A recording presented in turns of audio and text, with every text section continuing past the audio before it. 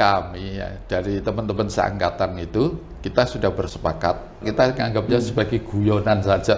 Ya, barangkali orang yang meragukan itu adalah foto ya. Fotonya Pak Jokowi, kenapa dulu pakai kacamata sekarang malah enggak gitu iya, kan. benar. Itu salah satunya itu yang menjadi persoalan. Ini kan sudah 40 tahun dan gitu. Orang pasti berubah. Kalau bisa di-shot aja nggak apa-apa ya. Ini jasa saya ya. Kalau Pak Jokowi dinyatakan palsu, pasti punya saya juga akan palsu. Kalau font kita itu kan terimanya itu Bang ijazah ya begini ini gitu. Iya. Dari kalau dibilang kita ini buat-buat atau itu, kita nggak bisa buat. Kalau menurut saya UGM juga mungkin pada waktu itu mencetak ya, entah di mana. Tapi semua ijazah di Fakultas Kehutanan yang pada zaman itu ya begini ini, persis plek gitu. Kami ya, dari teman-teman seangkatan itu kita sudah bersepakat ya. Jadi itu apa namanya? Kalau kita menganggapnya sebagai guyonan saja sebenarnya itu ya. Karena apabila dibuktikan sampai ke apapun juga seandainya buktikan secara forensik pun kita itu juga berani juga gitu kan. Kemudian yang kedua, teman-teman ini kan yang masih ada dari 88 itu sekarang ini tersisa 67 ya. Sisanya sudah pada meninggal. Dan itu 67 orang itu masih pada pegang ijazah juga. Jadi kalau misalnya dibuktikan bahwa kita ada kesamaan yang sama persis gitu. Ya barangkali orang yang meragukan itu adalah foto ya. Fotonya Pak Jokowi, kenapa dulu pakai kacamata sekarang malah enggak gitu kan. Itu salah satunya itu yang menjadi persoalan. Nah, kalau persoalan foto ya, ini kan sudah 40 tahun dan gitu. Orang pasti berubah gitu. Nah, kalau dilihat misalnya foto saya waktu masih muda ya tidak seperti ini saya juga gitu. Nah, sebaliknya kalau saya itu dulu nggak pakai kacamata, sekarang malah kalau baca harus pakai kacamata gitu kan. Nah, kalau Pak Jokowi berbeda, kebalikan. Dulu dia pakai kacamata, sekarang malah nggak pakai kacamata gitu. Tapi pernah saya tanyakan, Pak, kenapa Bapak dulu pakai kacamata kok sekarang nggak pakai gitu. Pernah saya tanyakan. Dia jawabannya, saya sendiri nggak tahu gitu. Tiba-tiba hilang gitu setelah saya berumur. Dan saya kalau baca begini itu ya nggak pakai kacamata masih jelas. Dia bilang gitu. Jadi ada perubahan memang. Itu ketemunya kapan waktu disampaikan soal itu, Pak? Tahun 2018 sudah jadi presiden? Ya, sudah. Kebetulan kami diundang untuk ke istana, diajak makan siang lah. Biasa kan beliau senangannya makan siang ya. Dan di hari Jumat juga kalau waktu itu. Itu kalau beritanya di detik.com itu ada itu di situ. Pak Andi ya sebagai rekan Pak Jokowi waktu itu di satu fakultas kali di Fakultas Kehutanan. Benar, Pak. Perlu bagaimana cara Pak Andi kira-kira menjelaskan kepada publik atau masyarakat luas di sana bahwa benar bahwa Jokowi itu adalah teman kuliah Anda, Pak? Ya. Jadi begini, tahun 1980 ya. Itu melalui kalau dulu namanya proyek Perintis 1 ya. Itu kami itu beserta 88 orang, salah satunya ya saya dan Pak Jokowi ya itu diterima di Universitas Gadjah Mada, Fakultas Kehutanan. Nah, kemudian pendaftaran itu kalau dibuka di Kompasiana itu masih ada datanya ya. Siapa yang diterima di situ itu 88 orang itu ada. Nah, kuliah di UGM jadi mulai tahun 80. Kemudian kita mengikuti awalnya itu ada keakraban dulu. Kalau sekarang ini ospek kayak ospek itu. Nah, kalau di kehutanan itu kita dibawa ke Wanagama. Wanagama itu di Gunung Kidul sana. Itu selama seminggu kita tidur di tenda gitu, bermain gitu. Jadi untuk menjalin keakraban. Akhirnya kita mulai mengenal gitu kan. Siapa sih ini gitu. Kemudian di dalam masa kuliah itu juga kami ini pernah ada praktek di Gresik. Di Gresik itu, nah kita harus berhenti di Solo waktu berangkat itu, nginep di Solo. Di Solo itu dipecah ya. Ada yang nginep di rumahnya Pak Jokowi, ada menginap di teman yang lain gitu. Nah, jadi ada beberapa teman yang nginep di tempatnya Pak Jokowi. Saya nginep di tempat yang lain gitu. Kemudian besoknya kita berangkat ke Gresik, itu PT Nusantara Kayu Plywood itu di sana. Kemudian pulang. Jadi mulailah di situ terjalin keakraban di antara teman-teman itu ya. Terus kemudian dilanjutkan lagi, kita praktek selama 1 minggu di Cilacap, di Batu Raden. Nah itu juga semakin mengakrabkan, karena kita itu, hutan kita itu kan ada di laut juga. Itu kita lihat di Cilacap, hutan mangrove. Kemudian di Batu Raden, banyak di gunung kan gitu.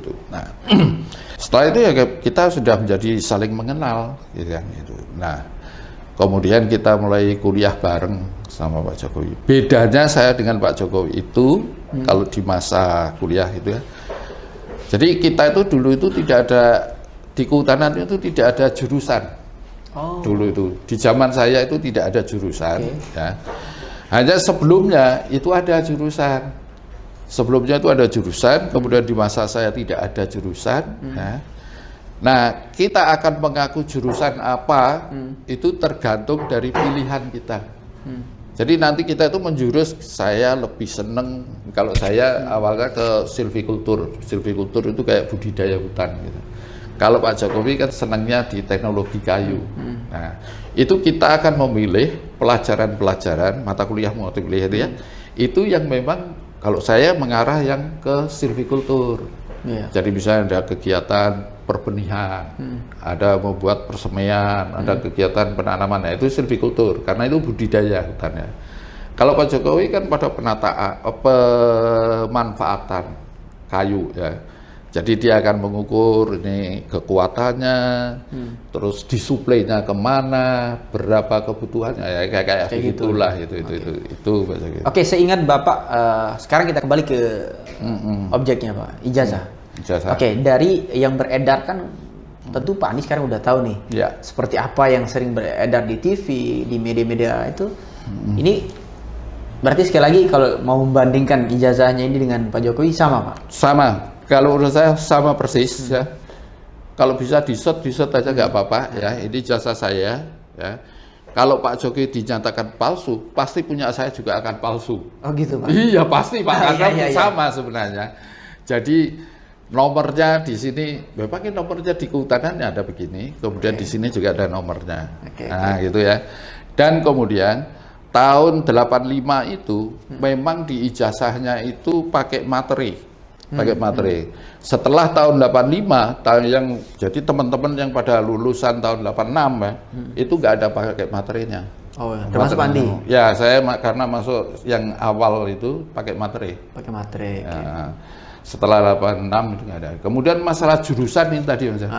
Ini kan ada tulisan jurusan tapi di strip ya. Iya. Nah, karena format yang lama itu memang ada jurusan. Setelah itu dihilangkan. Nah, kemudian tahun berapa ya, mulai 90 atau berapa itu ada lagi jurusan. Tapi sekarang ini sudah nggak ada lagi, sudah hilang. Jadi hanya kehutanan gitu aja. Itu. Soal font, ini jadi salah satu juga masalah. Font. Gimana tanggapan Pak? Jadi gini, kalau font kita itu kan terimanya itu Bang ijazah ya begini ini gitu. Iya. Dari kalau dibilang kita ini buat atau itu, kita nggak bisa buat ya. Ini kan kalau menurut saya UGM juga mungkin pada waktu itu mencetak ya. Entah di mana itu mencetaknya. Tapi semua ijazah di Fakultas Kehutanan yang pada zaman itu ya begini ini, persis plek gitu. Saya kemarin tanggal 15 April ya, itu diundang oleh dekan Fakultas Kehutanan. Di sana itu karena ada TPUA itu. Ya. Saya ke sana dan memang teman-teman juga membawa ijazah. Kita coba banding-bandingkan ijazahnya ya memang sama. Memang begini semua. Jadi nggak ada bedanya. Jadi kalau misalnya Pak Jokowi nyatakan palsu, maka kan semuanya itu akan palsu. Oke. Soal dosen pembina kalau tidak salah. Pembimbing, sorry, dosen pembimbing yang sempat juga dipersoalkan. Oke, itu gimana Pak? Kalau saya, pembimbing saya itu namanya dulu ya pembimbing akademik, namanya itu Pak Haryanto almarhum. Kemudian kalau pembimbing skripsi saya itu namanya itu Pak Dr. Joko Marsono. Nah, itu. Ya beliau berdua, beliau ini sudah sepuh gitu. Masih ada kalau Pak Joko Marsono. Nah, kalau Pak Jokowi, pembimbing akademiknya itu Pak Kasmujo. Pak Kasmujo itu kalau dalam podcast orang menyebutnya Pak Kosmajo, bukan Pak Kasmujo yang benar. Kita bilang Pak Kasmujo. Pak Kasmujo. Nah, kemudian sebenarnya pembimbing aslinya itu adalah Pak Profesor Sumitro almarhum. Ya. Kalau Pak Kasmujo-nya sampai sekarang masih ada. Gitu. Cuma ya udah pensiun pasti. Gitu. Itu gimana tanggapan Bapak soal disebut bahwa di situ sekali lagi ada tanda tangan juga Pak yang di di skripsi. Oke, skripsi, sorry. Itu sama nggak dengan Bapak? Sama saja. Jadi begini, di masa 85 itu skripsi itu yang kita itu hanya mencetak ya. Setelah itu yang penting sudah dapat tanda tangan dari pembimbing utama. Itu kalau tanda tangan yang lain penguji atau apa-apa itu yang wajib memintakan tanda tangan itu adalah bagian pengajaran. Kalau di sini sekarang apa ini? Bagian akademik kalau salah ya, di fakultas. Nah, kita itu mencetak itu 5. 1 untuk arsip kita, 1 untuk perpustakaan di fakultas, kemudian yang 3 itu ya untuk penguji dan pembimbing. Karena ada pembimbing, ada pengujian, itu. Nah, di situ kalau kemudian pengajaran itu tidak memintakan kepada pembimbing itu dan penguji, ya memang ada tanda tangannya. Tapi pembimbing utamanya itu biasanya ada. Karena itu menyangkut sah tidaknya ya bimbing utama itu. Kalau bukti-bukti Bapak di kampus atau foto bersama dengan sesama ini fakultas saat itu ada Bapak masih simpan? Masih ada ya. Ada foto-foto. Kebetulan yang namanya itu Saminuddin Baroritau. Ini dari Aceh ini anak ini ya. Itu memang yang punya Tustel dan beliau saat itu ya. Itu. Di mana kemana-mana beliau suka bawa Tustel, ya. Sehingga banyak foto-fotonya juga, gitu kan. Nah, jadi foto waktu kita pertama kali masuk fakultas kehutanan, tapi ya jangan bandingkan kayak gedung sekarang ya. Gedungnya masih lama gitu. Kita harus pakai baju putih, pakai dasi hitam, ya itu ada di situ ya. Gitu. Kalau sama waktu wisuda ada, dia punya juga Pak, namanya Saminuddin Baroritau itu. Bapak masih simpan pastinya ya? Karena kebetulan beliau ngirim juga. Ngirim itu. Reaksi teman-teman satu fakultas saat itu ada Pak Jokowi dan teman-teman alumni di sana. Itu apa reaksinya ketika mendengar ijazah Jokowi ini dipersoalkan oleh banyak orang, Pak? Kalau dalam posisi kami itu kemarin itu juga saya kebetulan ketemu sama Profesor Markus namanya, ahli pidana di UGM, yang ngobrol-ngobrol, Pak, kenapa tidak menunjukkan ijazahnya itu aja selesai, gitu kan? Gitu. Jawaban beliau adalah jadi ijazah, KRS, KTP, kemudian KHS, transkrip gitu. Itu tuh bagian data pribadi, privasi itu.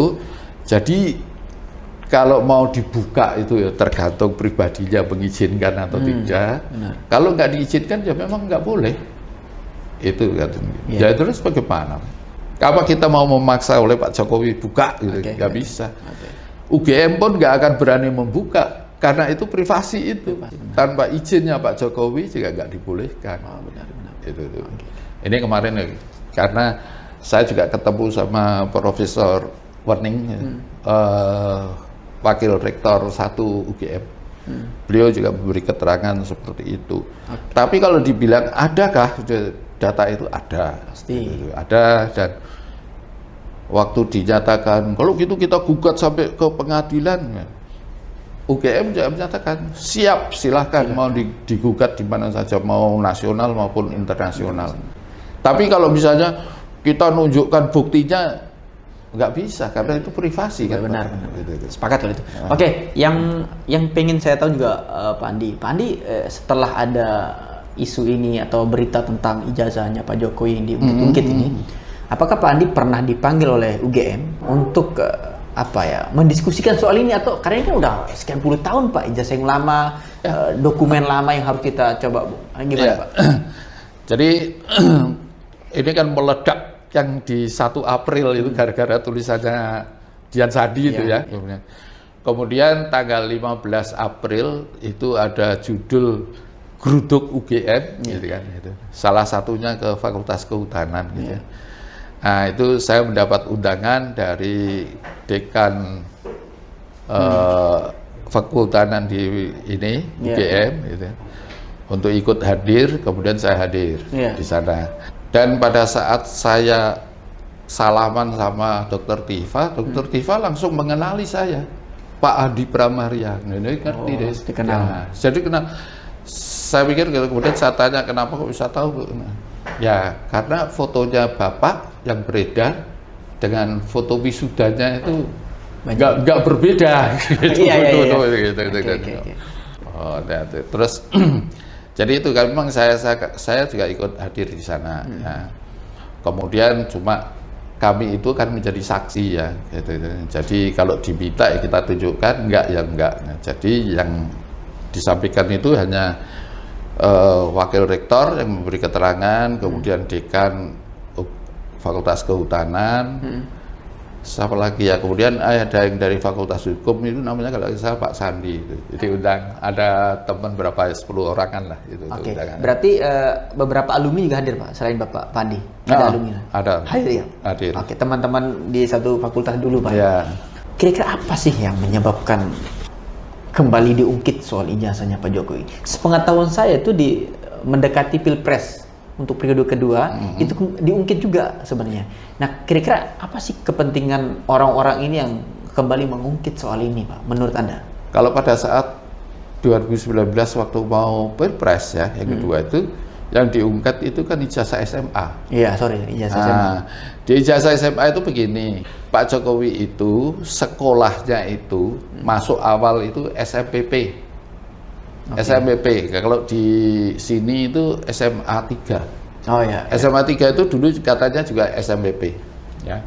Kemudian pada saat mau lulus, Pak Jokowi itu mau lulus, SMPP itu berubah menjadi SMA 6. Jadi ijazahnya keluarnya menjadi SMA 6. Berubah. Ya kan begitu kan itu.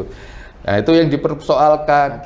Sekolah di SMPP kok bisa-bisanya lulusnya menjadi SMA 6 gitu.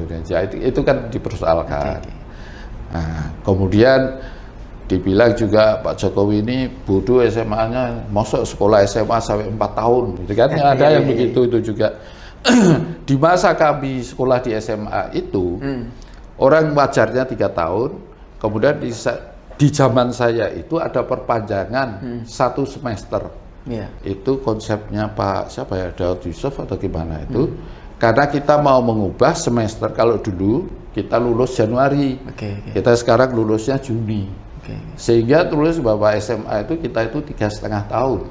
Itu di zaman saya ya, termasuk Pak Jokowi juga sama kan, se-Indonesia itu. Nah diungkit di situ, kemudian kan nyata nggak terbukti.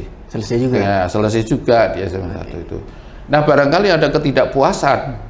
Mau SMA nggak tahun selesai, akhirnya S1 gitu.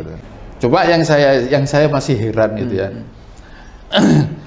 apa yang menjadi masih dipertanyakan ya. 1, penerbit ijazah ini kan Universitas Gadjah Mada.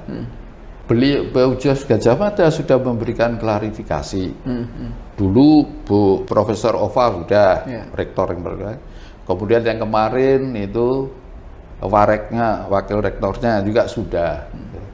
Di fakultas juga sudah gitu. Terus apa lagi yang dilakukan? Lembaga sebesar UGM itu sudah menyatakan asli. Udah diluruskan gitu. Terus apa lagi, Pak? Gitu. Kalau kami gini, jadi kalau misalnya diuji forensik silahkan ya kami itu. Dan tapi diingat yang pertama, saksi sejarah bahwa Pak Jokowi kuliah itu memang banyak, masih 67 orang ya. Dari 88 orang yang kuliah, kemudian yang tersisa sampai sekarang ini 67 orang itu sebenarnya masih siap untuk menunjukkan keaslian ijazahnya masing-masing dan silahkan dibandingkan. Nah, itu. Kemudian yang kedua adalah lembaga sebagai penerbit dari ijazah ini sudah menyatakan bahwa ijazah itu memang asli dan memang benar bahwa Pak Jokowi itu kuliah di Fakultas Kehutanan UGM. Terus apa lagi yang mau dipertanyakan, gitu loh Pak, itu. Kalau dipersoalkan pada skripsi, pada itu KKN-nya di mana, gitu, di kotanya itu di Boyolali. Itu KKN-nya. Karena saya kebetulan juga di Boyolali, di KKN-nya. Tapi siapa teman-temannya nggak tahu.